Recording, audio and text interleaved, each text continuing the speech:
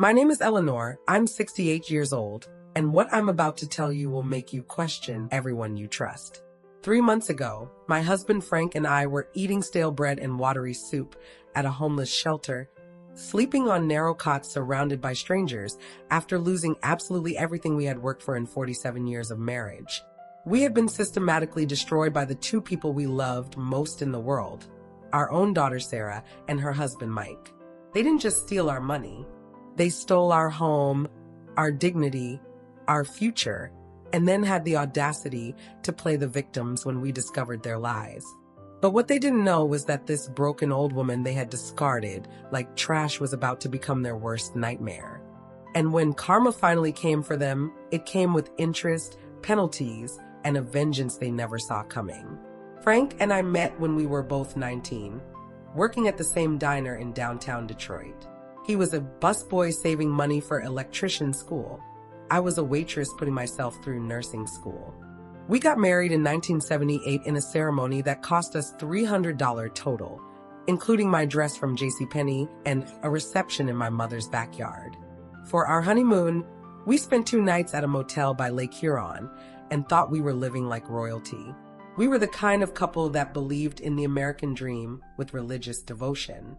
Work hard, save your money, sacrifice today for tomorrow, and you'll be rewarded with a comfortable retirement. Frank became a master electrician, working construction sites in all weather, crawling through attics and basements, his hands permanently stained and scarred from decades of honest labor.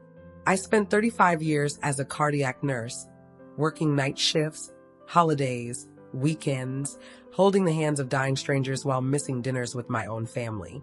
Every single penny we earned beyond our basic needs went into savings. While our neighbors bought new cars, we drove our 1995 Honda Civic for 18 years until the engine finally died. While they took vacations to Disney World and Hawaii, we spent our summers camping in state parks. While they renovated their kitchens and bought big screen TVs, we lived with hand-me-down furniture and a 20-inch television that got 3 channels clearly. We weren't misers. We were dreamers. We dreamed of the day we could stop working and finally enjoy the fruits of our labor. We dreamed of traveling to see Frank's brother in Oregon, of visiting the Grand Canyon, of spoiling our grandchildren without worrying about every dollar. We dreamed of dignity in our old age, of never being a burden on anyone, of leaving something behind for the next generation. By the time we retired in 2019, we had accumulated $387,000 in our 401k and IRA accounts. We owned our 3-bedroom house on Elm Street free and clear, a house worth approximately $195,000 that Frank had meticulously maintained for 32 years.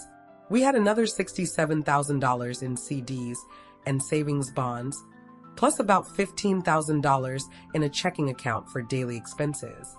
Total net worth, just over $660,000. Not rich by any standard, but enough to live modestly and comfortably for the rest of our lives. Sarah was our only child, born when I was 28 after 3 miscarriages that nearly broke my heart. She was everything to us: smart, beautiful, ambitious. She became a high school English teacher, married Mike when she was 31, and gave us 2 grandchildren who were the light of our lives. Emma, now 12, and Jacob, now 9, were perfect children who called us Grandma Ellie and Grandpa Frankie and spent weekends at our house learning to garden and helping Frank with woodworking projects.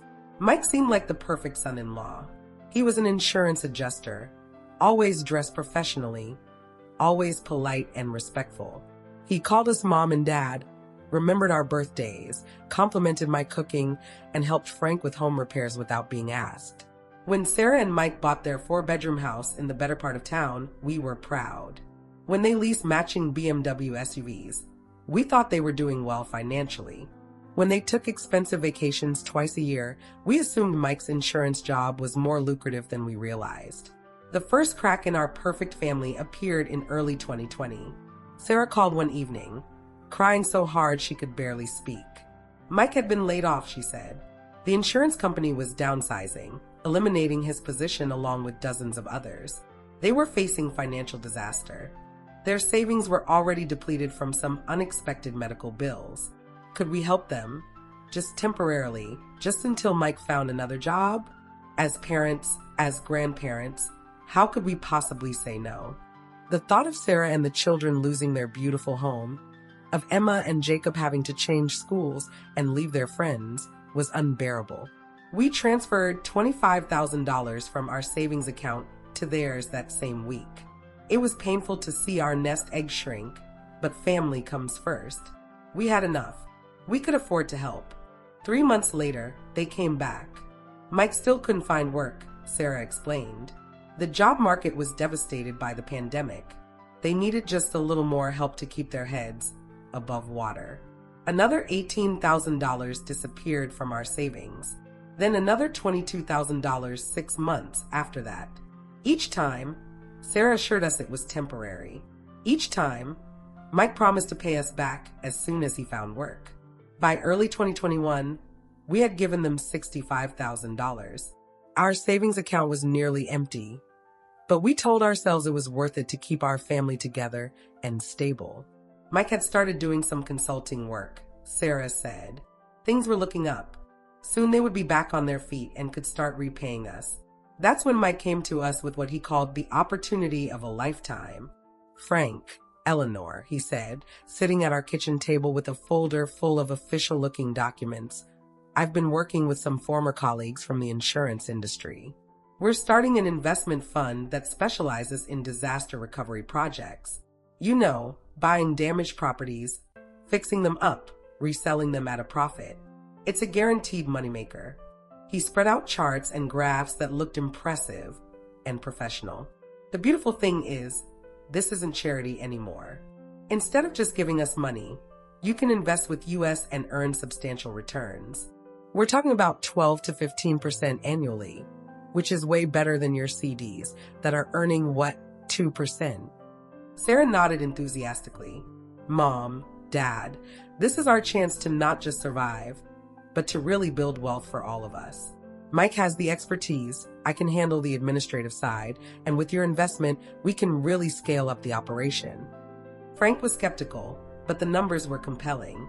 If we invested $100,000 and earned 12% annually, that would be $12,000 per year in returns, more than we were currently earning on our entire savings. And we would be helping our family rebuild their financial foundation at the same time.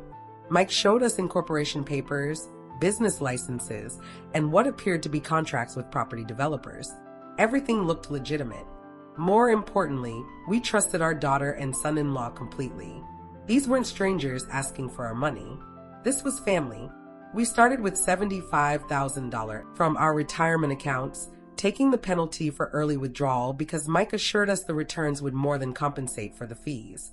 Within the first month, we received a detailed statement showing that our investment had already grown to $76,800. It seemed too good to be true, but there it was in black and white. Encouraged by the early success, we invested another $50,000 3 months later. Then another $60,000 6 months after that. Each month, we received professional-looking statements showing steady growth. Our initial $75,000 had supposedly grown to $85,000. Our total investment of $185,000 was worth over $210,000, according to the paperwork. Mike began talking about expanding into commercial real estate, about opportunities to buy small apartment buildings and office complexes. Sarah showed us pictures of properties they were supposedly renovating, before and after photos that demonstrated the profit potential. They invited us to drive by some of the buildings, though there was always a reason we couldn't go inside. Contractors working, insurance issues, permits pending. The monthly family dinners became business meetings where Mike would update us on the investment performance, and Sarah would show us pictures of the latest projects.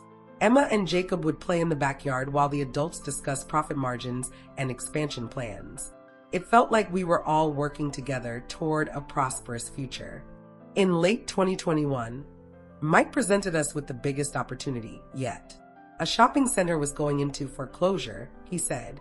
If we could invest $150,000, we could buy it at a fraction of its value and turn it into a gold mine. The returns on this investment could be 20 to 25% annually. It was a chance to really secure our financial future. We hesitated. We had already invested most of our liquid savings.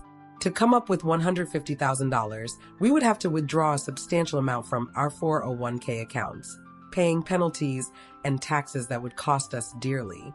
But Mike had spreadsheets showing the potential returns. Sarah had photographs of the shopping center and business plans for renovating it. The numbers were compelling. Against our better judgment, we cashed out $180,000 from our retirement accounts. After penalties and taxes, we netted $150,000, which we immediately invested in the shopping center project. Mike assured us this was the big score that would set all of us up for life. That was our last conversation about the investments for nearly 6 months. When we called Sarah to ask about the monthly statements, which had suddenly stopped coming, she said Mike was traveling extensively, managing multiple properties, too busy to prepare the paperwork, but everything was going great. When we asked to visit the shopping center we had supposedly bought, Sarah said it was still tied up in legal proceedings, not safe for us to visit yet. By spring 2022, we had invested a total of $335,000, essentially our entire life savings except for our house, and about $15,000 in checking. We were living entirely on Social Security, which barely covered our basic expenses.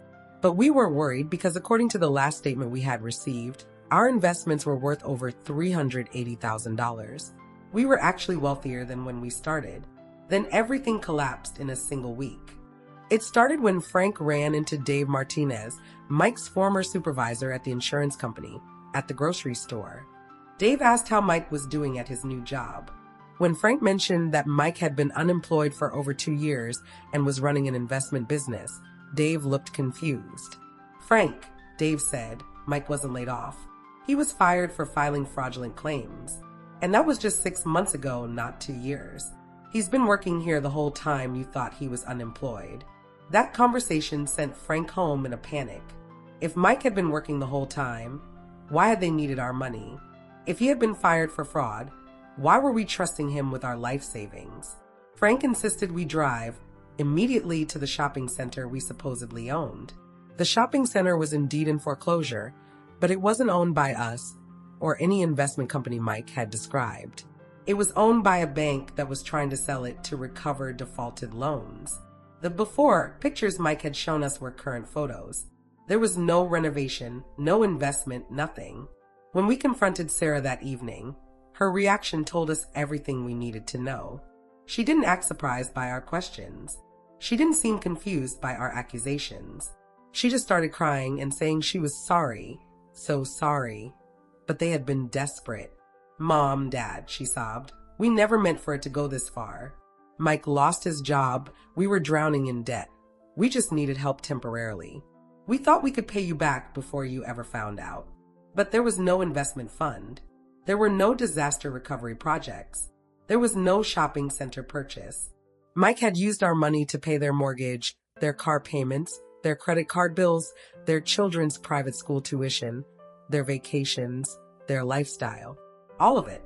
Every penny we had given them over 2.5 years had been spent on maintaining their upper middle class image, while they were actually drowning in debt.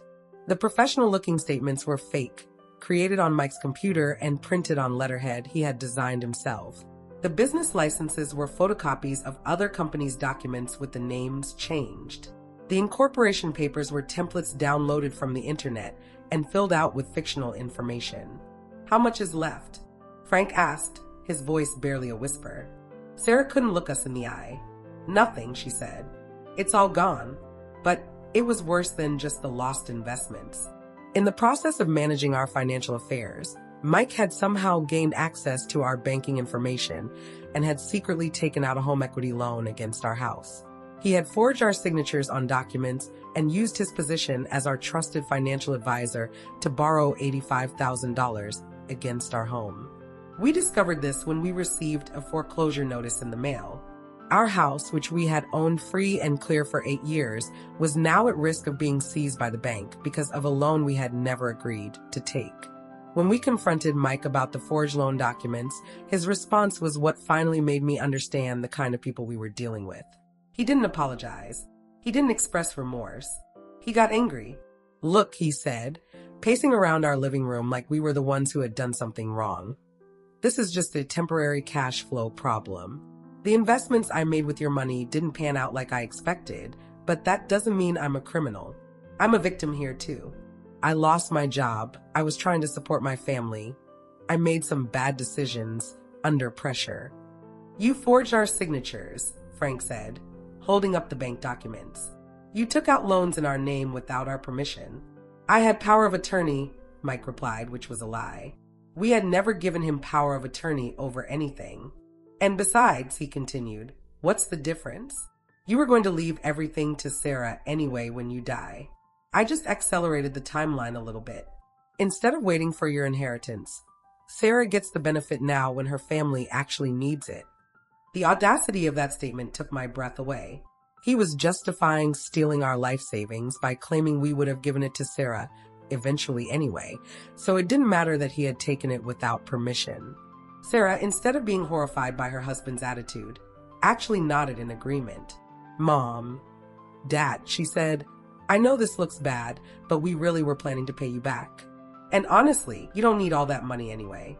You live so simply, your expenses are so low.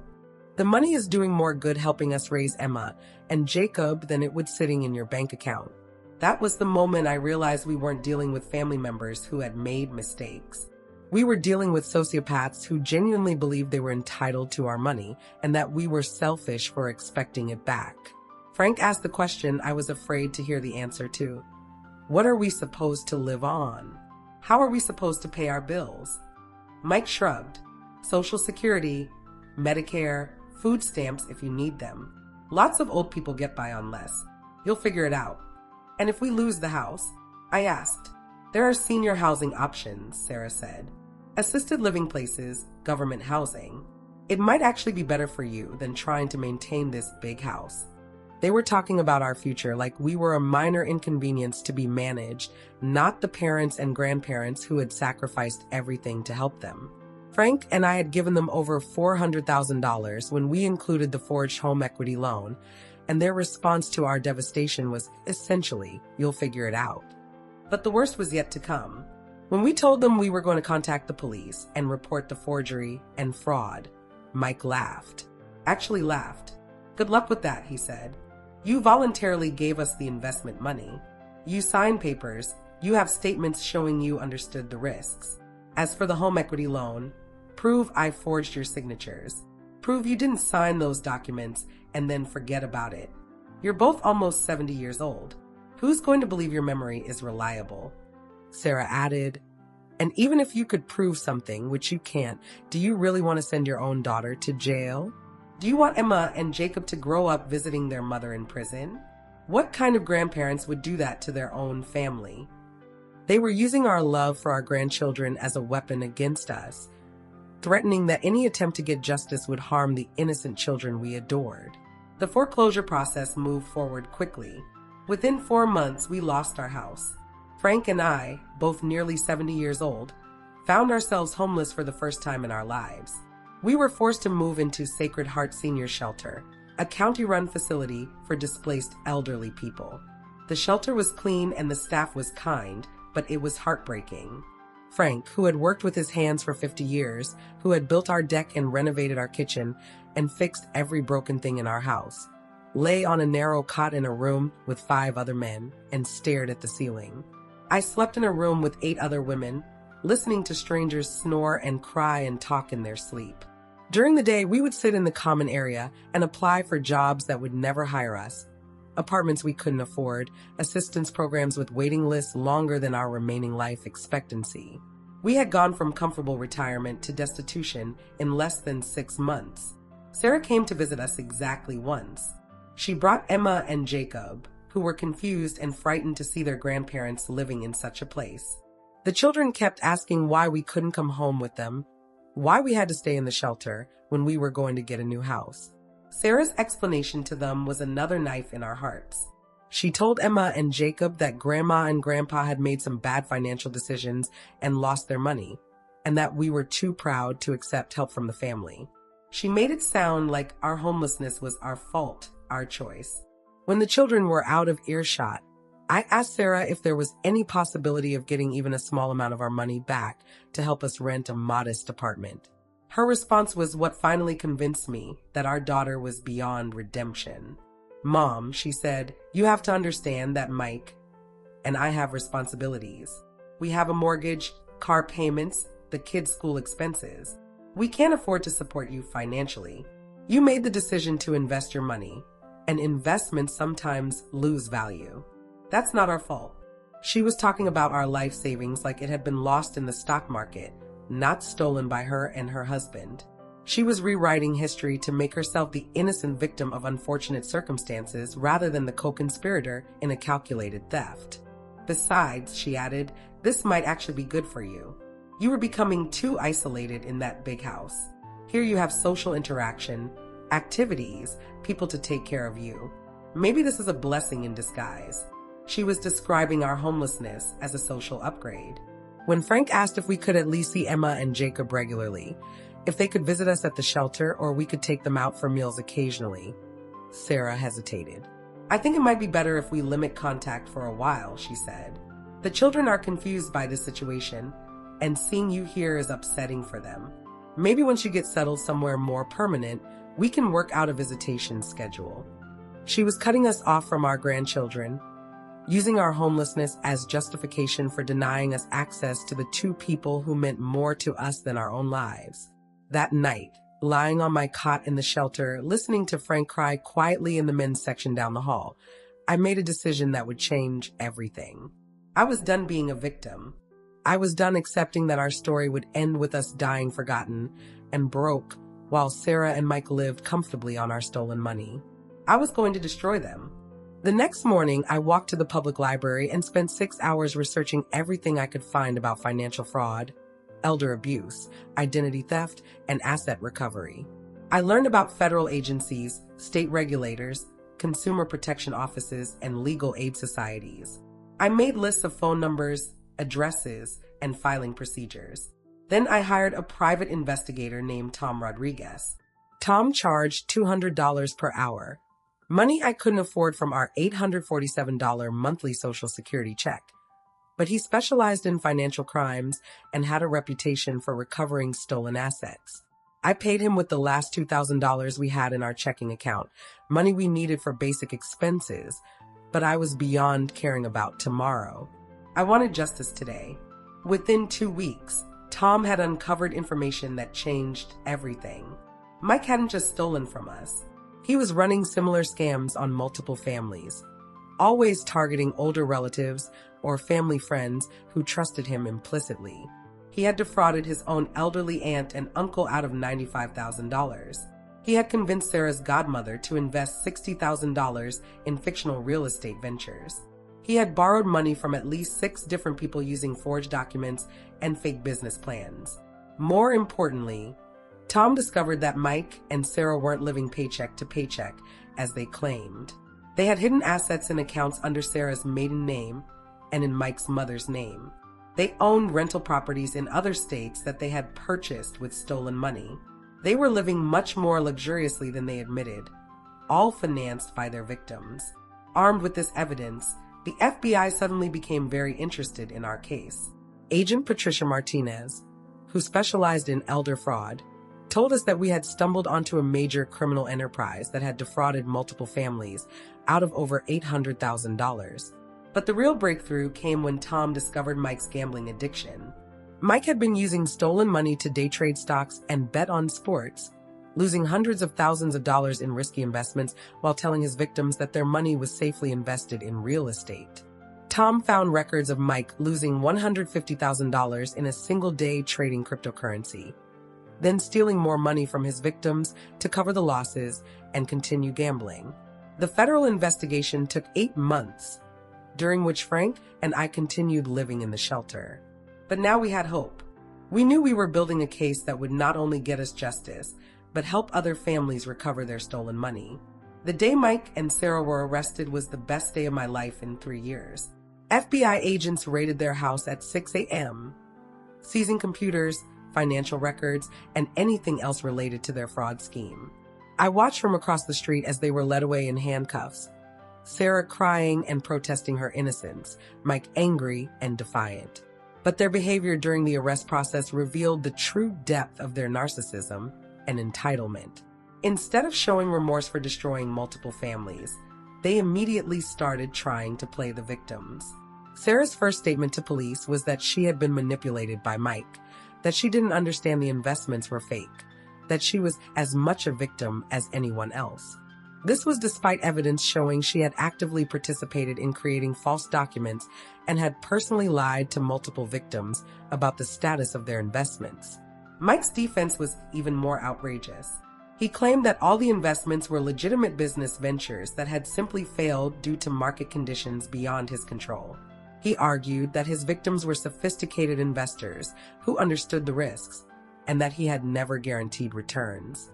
When confronted with evidence of the forged signatures and false documents, Mike claimed that his victims had given him permission to sign on their behalf and had later forgotten about it due to their advanced age. He was literally arguing that his elderly victims were too senile to remember giving him power of attorney, despite the fact that no such power of attorney had ever existed. During the bond hearing, Sarah's lawyer argued that she should be released on her own recognizance because she was a devoted mother and respected teacher who posed no flight risk. The lawyer described her as a pillar of the community who had made some poor financial decisions, but was essentially a victim of her husband's manipulation. Mike's lawyer took a different approach, arguing that Mike was a hard-working family man who had tried to help his elderly relatives through difficult financial times, and that any irregularities in the paperwork were honest mistakes, not criminal fraud. Neither of them showed a moment of genuine remorse for what they had done to us or the other families they had destroyed. The trial lasted 6 weeks and revealed details that made their crimes even more heinous than we had originally understood. Evidence showed that Sarah and Mike had been planning to defraud us from the very beginning of their supposed financial crisis. Mike had never actually been laid off from his insurance job. That had been a complete lie designed to gain our sympathy and open our wallets. They had researched the most effective ways to manipulate elderly victims, studying articles about elder abuse tactics, and even attending seminars about investment fraud prevention, not to avoid committing fraud, but to learn how to commit it more effectively. Most damning of all, investigators found emails between Sarah and Mike where they mocked us and the other victims, referring to us as easy marks and joking about how gullible we were. In one email, Sarah wrote, "Mom and Dad are so trusting, they'll believe anything we tell them. It's almost too easy." In another email, Mike wrote, "The old folks keep giving us money every time we ask. At this rate, we'll own everything they have within 2 years. They're so desperate to help their precious daughter, they can't see what's right in front of them." Reading those emails in court was like being stabbed in the heart. These weren't desperate people who had made mistakes under pressure. These were predators who had targeted us specifically because of our love for our family. But even after all the evidence was presented, even after the prosecutors proved beyond any doubt that Sarah and Mike had systematically defrauded multiple families out of hundreds of thousands of dollars, they continued to play the victim card. During her sentencing hearing, Sarah gave a tearful speech about how sorry she was for the pain she had caused, but claimed that she had been coerced by Mike and feared for her safety if she didn't go along with his schemes. She said she was the victim of domestic abuse, and that all her crimes were committed under duress. This was particularly galling because there was no evidence of any domestic violence, and Sarah had been an active and enthusiastic participant in every aspect of their fraud. She had personally lied to me dozens of times, had created false documents, and had cut us off from our grandchildren when we became inconvenient. Mike's sentencing statement was even worse. He apologized not for stealing our money, but for poor communication that had led to misunderstandings about the nature of our financial relationship. He described himself as an entrepreneur who had taken risks to try to help his family and claimed that his prosecution was unfair because his intentions had been good. He actually asked the judge to consider the impact his incarceration would have on Emma and Jacob, arguing that sending him to prison would be punishing innocent children for their father's mistakes. The irony of this argument was breathtaking. He was trying to use the same grandchildren he had deprived us of seeing as reasons why he shouldn't face consequences for his crimes. The judge was having none of it.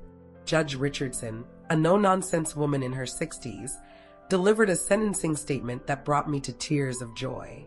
"Mr. and Mrs. Johnson," she said, looking directly at Mike and Sarah, "you have committed some of the most callous and calculating crimes I have seen in my 20 years on the bench. You targeted elderly family members and friends who trusted you implicitly, systematically destroying their financial security and peace of mind. But what makes your crimes particularly heinous is not just the financial damage you caused, but the emotional trauma you inflicted. You didn't just steal money from your victims. You stole their dignity, their independence, their ability to trust their own family members. Mrs. Johnson," she continued, addressing Sarah directly, "your claims of being a victim yourself are not credible. The evidence clearly shows that you were an active and willing participant in these schemes. You lied repeatedly to your own parents, you helped create false documents, and you showed no remorse even when confronted with the devastating impact of your actions. Mr. Johnson," she said to Mike, "your complete lack of remorse and your attempts to blame your victims for their own victimization demonstrate that you are exactly the kind of predator these laws were designed to stop. Your gambling addiction and reckless investment behavior do not excuse your decision to steal from elderly people who trusted you." Mike was sentenced to 12 years in federal prison. Sarah received 8 years. Both were ordered to pay full restitution to all their victims, which totaled over $950,000, including interest and penalties. But the real victory wasn't just their prison sentences. It was the asset forfeiture process that followed. The federal government seized everything Mike and Sarah owned: their house, their cars, their hidden bank accounts, their rental properties, even Sarah's jewelry and Mike's golf clubs. Everything they had purchased with stolen money was considered proceeds of their crimes and subject to forfeiture. When all their assets were liquidated, the total recovery was $680,000. As the largest victims of their fraud, Frank and I received $385,000, not everything we had lost, but enough to completely change our lives. We were also able to successfully challenge the fraudulent home equity loan. The bank, facing potential liability for accepting forged documents, agreed to void the loan and pay us an additional $50,000 in damages to avoid a lawsuit. With the recovered funds, Frank and I were able to buy a small but comfortable 2-bedroom house in a senior-friendly neighborhood. We furnished it modestly but comfortably, and Frank built a small garden where I grow vegetables and flowers. We're not wealthy, but we're no longer homeless, no longer dependent on charity, no longer afraid of every unexpected expense. More importantly, we helped other families recover their stolen money. Tom Rodriguez, our private investigator, coordinated with the other victims to maximize everyone's recovery. Mike's aunt and uncle got back $78,000 of their stolen retirement savings. Sarah's godmother recovered $45,000. In total, 6 families got their lives back because we refused to accept being victimized. But perhaps the sweetest revenge of all came 6 months after the sentencing, when I received a call from Emma and Jacob's school. Mike's mother, who had temporary custody of the children, was struggling to care for them and was asking if Frank and I would be interested in taking them. The children, now 13 and 10, had been through hell. They had lost their parents, their home, their lifestyle, and their sense of security. They were confused, angry, and desperately in need of stability and unconditional love. Frank and I didn't hesitate. These children were innocent victims of their parents' crimes, and they deserved a chance to grow up in a home where love was real and trust was earned through actions, not words. Adopting Emma and Jacob has been the most challenging and rewarding experience of our lives. They came to us damaged and suspicious, having learned not to trust the adults in their lives. But slowly, patiently, we've been rebuilding their sense of security and teaching them what real family looks like. Emma, now 14, is an honors student who wants to be a lawyer. She says she wants to help people get justice when they've been hurt by people they trusted. Jacob, now 11, is a talented artist who draws pictures of our little house and garden and says it's the first place that ever felt like home. We've been honest with them about what their parents did, age appropriately, but honestly. They know that their parents stole money from us and other families, that they lied and cheated and caused a lot of pain. But we've also made it clear that the children are not responsible for their parents' choices and that we love them unconditionally. Sarah writes to us from prison occasionally, asking to see the children and expressing what she claims is remorse for her actions. Emma and Jacob are not ready for that contact, and frankly, neither am I. Sarah had her chance to be a good mother and chose money and lifestyle over her children's well-being. The time for her to play the victim card has passed. Mike has never written to us or attempted any contact with the children. His mother tells us he's angry about his sentence and blames everyone except himself for his situation. Some people never learn. Today, Frank and I are 71 and 72 years old respectively. We don't have as much money as we once did, and we don't have as much time left as we once did. But we have something far more valuable than we ever had before. We know that we're stronger than we look, smarter than people assumed, and more determined than anyone imagined. We learned that being a victim is a choice, not a permanent condition. We learned that justice is possible if you're willing to fight for it. We learned that family is defined by love and loyalty, not by blood or legal documents. Most importantly, we learned that sometimes the most beautiful families are the ones that grow from the ashes of betrayal and disappointment. Emma and Jacob may not be our biological grandchildren anymore. They're our children now, our second chance at raising a family with wisdom earned through pain and hope earned through survival. Every morning when I wake up in our little house, when I see Frank making coffee and Emma doing homework at the kitchen table and Jacob drawing pictures of flowers in the garden, I remember that we didn't just survive Sarah and Mike's betrayal. We turned it into the foundation for something better than what we lost. And sometimes, late at night when the house is quiet, I think about Sarah and Mike in their prison cells, sleeping on narrow cots just like we did in the shelter, and I smile. Not because I'm cruel, but because justice isn't just about punishment, it's about balance. They took our dignity, our security, our trust. Now they've lost theirs. They made us homeless and afraid. Now they're living in cages, dependent on the kindness of strangers who owe them nothing. Frank says I should forgive them and move on. Maybe someday I will. But right now, I'm too busy being happy, too busy raising Emma and Jacob, too busy living the life we rebuilt from the wreckage of their greed. We're not the same people we were before this happened. We're better. We're stronger. We're wiser. And we're proof that sometimes the best revenge isn't getting even. It's building something more beautiful than what was destroyed.